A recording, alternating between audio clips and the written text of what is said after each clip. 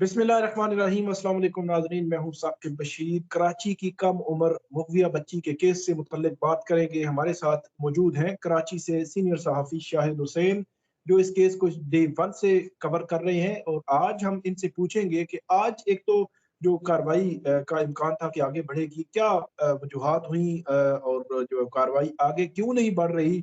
अब आगे का लाया अमल क्या हो सकता है? और जो वालिदैन हैं उनकी परेशानी ये जो सुनने में आ रहा है बहुत ज़्यादा बढ़ रही है, ख़ास तौर पर जो वालिदा है उनके हवाले से 2 दिन कबल भी हमने बात की थी शाहिद हुसैन साहब से।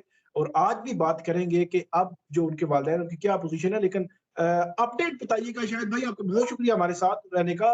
अपडेट बताइएगा कि आज इस केस से मुतल्लिक अपडेट क्या है? मतलब क्या क्यों वजह क्या हुई है? आगे क्या होना है?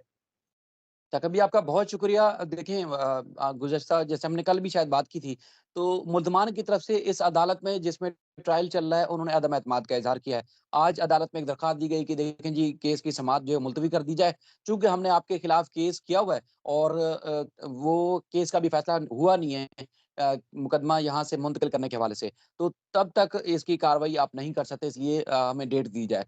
तो उसके बाद फिर कुछ देर बाद हमने देखा मेहदी अली काज़मी साहब, उनकी अहलिया और उसके बाद उनके वकील पहुँचे और इस पे काफ़ी तवील बहस रही कि आज केस की समाअत नहीं की जा सकती, तो फिर आगे कब होगी?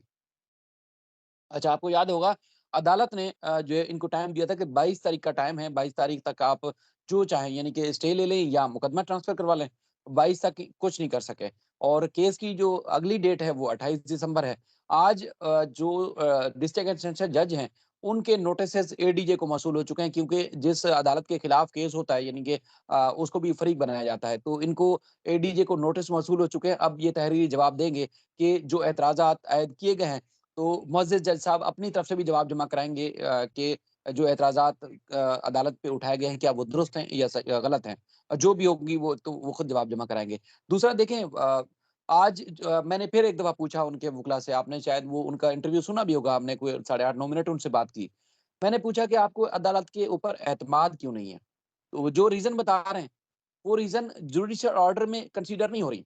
यानी कि एक अगर फैसला आपके खिलाफ आता है और आपको वहाँ लगता है कि एक जो है वो गैर जानिबदारी नहीं बरती बल्कि एक जानिबदार फैसला था, तब तो आप किसी फ़ोरम पर चैलेंज कर सकते हैं।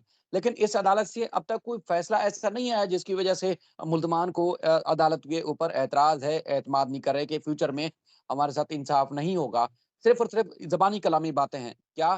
कि जी हमने सर्टिफ़ाइड कॉपी के लिए अप्लाई किया था, कोर्ट ने हमें वो ताख़ीर से दी या दी ही नहीं। और उसके बाद फिर एक दफ़ा ये केस चैम्बर में 8 दिसंबर को जिब्रान नासिर साहब दलाइल दे रहे थे कि बच्ची की हवालगी वाला जो मामला था, उसमें हमारे एसोसिएट कोर्ट रूम के अंदर गए और उनको सुना नहीं और उनको कहा कि आप बाहर चले जाइए, ये जो हसास नौइयत का एक मामला जो है, सेंसिटिव मामला मामला अंदर चल रहा है, तो लिहाज़ा आप चले जाएँ। इसके अलावा कोई और एतराज़ नहीं है। हालाँकि कई ऐसे रिलीफ़ हैं, कई ऐसे रिलीफ़ से मुराद ये है कि 375 निकाली गई जो सेक्शन थी 375 वाली आप समझते हैं, वो और इसके अलावा जो मुल्ज़मान हैं 14 दिन के उनको अंदर ज़मानत मिली और भी बेशुमार चीज़ें हैं जो मुल्ज़मान को नज़र आया कि कहीं न कहीं रिलीफ़ मिल रहा है। लेकिन वालिदैन को अगर पहली बार कोई तवक्को थी, तो ये थी कि उनको उनकी बच्ची जो है उनके हवाले हो जाएगी। लेकिन वो हर तरफ से आपके सामने एक रुकावट आ रही है। यकीन माने कल जो हमने डिस्कस किया था, आज भी उससे ज़्यादा कैफ़ियत थी बुरी कैफ़ियत थी, बुरी हालत थी माँ-बाप की कि उनके पास कोई अल्फ़ाज़ ही नहीं थे कि हम क्या करें? किस लोगों को क्या जाके मुँह दिखाएँ, घरवालों को क्या जाके तसल्ली दें कि अदालत से या आज हम जो आए हैं तो मायूस क्यों लौटे हैं? अब जो अदर साइड है यानी कि मुल्ज़मान साइड, उनका ये कहना है कि जो बच्ची के खतूत हैं, उस हवाले से जो बात की गई है, वो भी ज़बानी कलामी बात है, खतूत रिकॉर्ड पर नहीं है। हालाँकि 8 दिसंबर का कोर्ट का ऑर्डर और 9 दिसंबर को उनके चैम्बर को मौसूल हुए होने वाले जो नोटिसेज़ हैं, उसकी कॉपी मेरे पास मौजूद है। उस पे अदालत ने लिखा है कि एक तो ये है कि जो फ़रीक हैं, उनको नोटिसेज़ जारी किए हैं और उसके बाद फिर अदालत ने कहा कि इस दरख़्वास्त के साथ जो एनेक्सेस हैं, वो मीडिया पर पब्लिक ना किए जाएँ। दोनों पार्टीज़ को कहा गया है, यानी कि मुद्दई को भी और मुल्ज़िम साइड को भी। तो अगर खतूत थे ही नहीं बच्ची के, बच्ची ने लिखे ही नहीं माँ-बाप को और अदालती रिकॉर्ड का हिस्सा ही नहीं है, तो फिर अदालत ने अपने हुक्मनामे में ये क्यों लिखा है? तो इसमें काफ़ी सारे तज़ादात हैं जो कि जब मीडिया पे आते हैं तो अलग बात होती है, अदालत में जाते हैं अलग बात होती है और उसके बाद एक्चुअल जो ग्राउंड रियलिटी है, वो तो ये है कि भाई बच्ची माँ-बाप के पास जाना चाहती है और उनके हवाले नहीं किया जा रहा है। एक और भी साकिब भाई मतलब आपको ये बात कि याद आप होगी। आप ये कह रहे हैं कि ये चीज़ें रिकॉर्ड पे हैं, मतलब जो खतूत हैं वो रिकॉर्ड पे हैं, लेकिन क्योंकि वो अदालत ने वो जो पाबंदी लगाई कि मीडिया के साथ शेयर ना किए जाए, तो डेफ़िनेटली उसमें कोई अदालत ये चाह रही होगी कि हम पहले इसका फैसला कर लें, फिर उसके बाद जो है वो उसको देखेंगे। इस किस्म की चीज़ें अमूमी तौर पर जो है वो मीडिया से ओझल रखी जाती हैं या अदालती ऑर्डर्स भी आ जाते हैं। तो बहरहाल ये अगर रिकॉर्ड पे है, तो ये तो फिर दूसरी तरफ तो बहुत ज़्यादा प्रोपेगेंडा भी कर रही है कि नहीं ऐसा कुछ भी नहीं है, ऐसी कोई चीज़ ही नहीं है कि जो रिकॉर्ड पे हो और ये झूठ फैला रहे हैं और इस तरह का। तो मतलब साकिब भाई आप आपका बतौर मैं रिपोर्टर तो मैं समझता हूँ कि आप ऑथेंटिक चीज़ के अलावा तो बात करते ही नहीं है। साकिब भाई मैं आपको ऑर्डर की कॉपी भेज देता हूँ। आप खुद पढ़ लीजिएगा उसके अंदर लिखा हुआ है। ये ठीक है। वाले अल्फाज़ जो उसमें जो अदालत ने अल्फाज़ इस्तेमाल किए एज़ इट इज़ आप खुद पढ़ लीजिएगा बल्कि मैं चाहूँगा कि ऑर्डर आप थंबनेल में लगा दें। लोगों को पता चल जाएगा कि जिस जो हमारी वीडियो देखेगा पहले वो थंबनेल पे पढ़ता हुआ आ जाएगा कि लिखा हुआ क्या है जिसका हम तज़किरा कर रहे हैं। अब मामला ये है ठीक कि है। हम तो ज़ाहिर है अदालतों की रिस्पेक्ट करना हमारे ऊपर लाज़िम है, वकला की रिस्पेक्ट इवन के मुल्ज़मान भी अगर कहीं उनके हकूक़ हैं तो हम उनको भी तस्लीम करते हैं। हमने तो नहीं कहा कि उनके हकूक़ जो है उनको सल्ब किया जाए या उनकी बात ना मानी जाए या उनकी ना सुनी जाए। सिर्फ़ ये फैसला किया जाए, हमने तो बिल्कुल, बिल्कुल, कोई बात नहीं की। लेकिन जो जेन्युइन चीज़ है हम कहते हैं वो तो हो ना, उसका तो मामला हो। ऐसा कि भी एक बात बिल्कुल। जो मैं शुरू में एक और भी चीज़ आपसे कर रहा था। आपको याद होगा कि अदालत माइनर बच्ची हो या उसके बाद फिर अगर बालग भी यानी कि एक औरत भी अगर किसी भी वजह से घरेलू लड़ाई झगड़े या कोई भी नाराज़गी की वजह से दारुल अमान चली जाती है, तो उसके बाद दारुल अमान की ज़िम्मेदारी तो ये होती है ना कि उनकी बच्ची की निगरानी करें और उसके बाद फिर किसी अदालती ऑर्डर के बाद ही अगर दारुल अमान जाएगी तो वहाँ उसको रखा जाएगा। अगर माइनर बच्ची हो या उसके बाद फिर लड़की जिसकी उम्र 18 साल से ज़्यादा हो, यानी कि अगर कोई औरत भी हो, तब भी अगर वो अदालत में उसकी तरफ से एक रजू किया जाता है कि मुझे अपने घर वापस जाना है या जिधर मैं अपने आप को सेफ महसूस कर रही हूँ, मुझे वहाँ जाना है, तो एक भी दिन इंतज़ार नहीं किया जाता। उसकी इस ख़्वाहिश के ऊपर अदालती जो रिकॉर्ड पर मामला लाया जाता है और अदालत में उसका स्टेटमेंट रिकॉर्ड करने के बाद उसको जहाँ वो जाना चाहती है, उसको सेफ तरीके से उसको पहुँचाया जाता है। आपने देखा होगा कई ऐसे ऑर्डर जजेस के ऊपर कोर्ट में आते हैं, अदालत पुलिस को कहती है कि जहाँ ये जाना चाह रहे हैं, वहाँ पुलिस छोड़ के आए। ये होता है, आपने इस्लामाबाद में अदालतों में देखा होगा। अच्छा, यहाँ जी, बिल्कुल ये दीगर केसेज़ तयशुदा में है, हम देखते हैं इसमें तो 2 राय नहीं है, को अदालतें जो है वो पता करती हैं कहाँ जाना है, वो कहते हैं ठीक है जाएँ, वो भेज देते हैं। ये तो बिल्कुल तयशुदा है, कोई इसमें 2 राय नहीं है। अ, तो सर अब इस केस में यकीन माने मैं आपको अगर थोड़ा-सा इब्तिदा से ले जाऊँ, तो हर महकमा, हर जगह से हर एक शख्सियत जिसका रोल बनता था, उसने ज़िम्मेदारी पूरी नहीं की, उसने हाथ पीछे उठा लिया, हाथ खड़े कर लिए, कि जैसे पुलिस ने कहा केस बनता नहीं है, लेकिन ये बच्ची ने शादी वहाँ की है। इन्वेस्टिगेशन के मामले में, फिर अदालतों में मामला आया, जहाँ-जहाँ, जिधर-जिधर गया, इवन कि आज भी चाइल्ड प्रोटेक्शन यूनिट में बच्ची है और बच्ची चीख-चीख के बोल रही है कि उसको घर जाना है और मेरी दरख्वास्त किस तरीके से पहुँचा दी जाए। देखिए वो जज साहब इधर पे गए थे उनकी तरफ से भी अदालती रिकॉर्ड पे आ चुका है। अदालत ने खुद जो एक रिपोर्ट माँगी थी वो भी आ चुकी है। लेकिन एक लीगल आपको पता है कि एक वकील हर इदारे का, हर महकमे का सरकारी वकील उनको दिया हुआ होता है। लीगल एडवाइज़र भी कह सकते हैं आप उनका, एक लीगल एक्सपर्ट भी कह सकते हैं, जो भी उनको दिया होता है।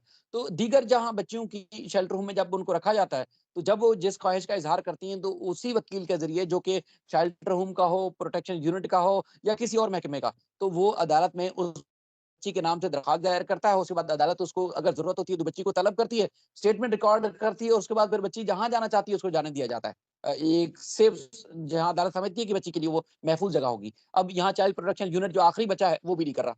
अब अंदाज़ा लगाएँ फिर माँ-बाप जाएँ तो कहाँ जाएँ? अब यकीन मानिए ये देखें कल भी मैं बड़ी आपसे तज़किरा कर रहा था। जी, जी, जी, जी, साकिब भाई। बात मैं ये मैं कह रहा आपसे था कि कल भी तज़किरा कर रहा था। बड़ी ऑकवर्ड किस्म की जो है वो सिचुएशन बनी हुई है इसमें डेफिनिटली। अच्छा ये बताएँ मुझे कि ये मैटर जो है वो डेफिनिटली नीचे से डिसाइड होना है, तो हाई कोर्ट कहाँ पे है? मतलब उसको देख नहीं रही है इस किस्म का इश्यू या कोई चीज़ हाई कोर्ट में? सर, देखें देखें जो आज भी आपने वही वाली बात है उनके वकील साहब की आपने गुफ्तगू सुनी हो, वो कहते हैं ये कोर्ट जो है वो एंटी रेप कोर्ट है ही नहीं। अब ये मामला अभी एंटी रेप वाला चल ही नहीं रहा। भाई वो जो कोर्ट है वो एंटी रेप की कोर्ट है और जो जेंडर बेस्ड वायलेंस है उसकी कोर्ट है। तो जेंडर बेस्ड वायलेंस जो 364 ए है वो तो एफआईआर में चालान में अनटेक्ट है, वो अभी वो लगी हुई है, उसको हटाया नहीं गया। तो उस हैसियत से ये केस अदालत सुन सकती है। 375 इस अदालत ने वो निकाल दी थी, जो एक एंटी रेप की सेक्शन थी, वो निकाल दी थी। अच्छा, कहते हैं इसके बावजूद ये अदालत ये केस नहीं सुन सकती। ऐसा मैंने उनसे कहा कि जो वालिदैन की तरफ से दरख्वास्त दी गई है कि बच्ची जो है माँ-बाप के पास जाना चाहती है, ये कोर्ट मुस्तरद करे इनकी दरख्वास्त या मंज़ूर करे। आप इवन के मजिस्ट्रेट के पास भी ले जाते हैं कि भाई send child restraint marriage act सिर्फ लागू होता है, बाकी कोई सेक्शन इस केस में नाफिज़ अल अमल नहीं होती, इसका इतलाक नहीं होता, वो लागू नहीं होती। तो आप क्या वो अगर दरख्वास्त मंज़ूर करेगा या रिजेक्ट करेगा, जो भी होगा, वो भी तो करेंगे। तो आप उस दरख्वास्त को मेरिट पे क्यों नहीं चलने दे रहे? वो कह रहे नहीं, यहाँ केस की समाअत ही नहीं हो सकती। तो अब कहाँ ले जाएँ माँ-बाप, कहाँ जाएँ, किधर जाएँ, किस इदारे के पास जाएँ, किस महकमे के पास जाएँ, जहाँ वो कहें कि देखिए हमें इंसाफ चाहिए और इंसाफ कहाँ से लें? समय से सवाल आता रहे, अब तक समय से सवाल आता रहे। बड़ी अजीब सूरत-ए-हाल है। बहरहाल आप जो है वो आप लोग बड़े अच्छी तरीके से इस चीज़ को हाइलाइट कर रहे हैं और फैक्चुअली जो चीज़ें हैं, दुरुस्त हैं, वही हाइलाइट कर रहे हैं। तो हम भी मतलब इसी तगो-दो में हैं। तो मतलब अब ये कह सकते हैं कि अब देर हो रही है यकीनी तौर पर। इतना टाइम जो है वो गुज़र चुका है, वालिदैन अप्रैल से बच्ची का इंतज़ार कर रहे हैं, दिसंबर भी गुज़रने को है। तो अब जो है वो सिचुएशन क्लियर हो जानी चाहिए इस हवाले से, लेकिन चलें हमारी दुआएँ जो है वो उनके साथ हैं और फिर इंतज़ार है कि अब ये सिस्टम जो है उनको इंसाफ भी दे और वो बच्ची जो है अगर घर जाना चाहती है तो उसको मेरा ये ख़्याल है कि एक लम्हा ज़ाया किए बगैर उसको वालिदैन के हवाले कर देना चाहिए। तो बहुत शुक्रिया शाहिद भाई आपका, आप हमारे साथ रहे और आपने बताया कि आज क्या सूरत-ए-हाल रही, आइंदा क्या होगा और ख़ास तौर पर बच्ची के जो खतूत हैं उनके हवाले से जो एक्चुअली और फैक्चुअली क्या पोज़ीशन है, वो आपने बताई। बहुत शुक्रिया आपका। नाज़रीन आप हमें फ़ीडबैक ज़रूर दीजिएगा। अल्लाह हाफ़िज़।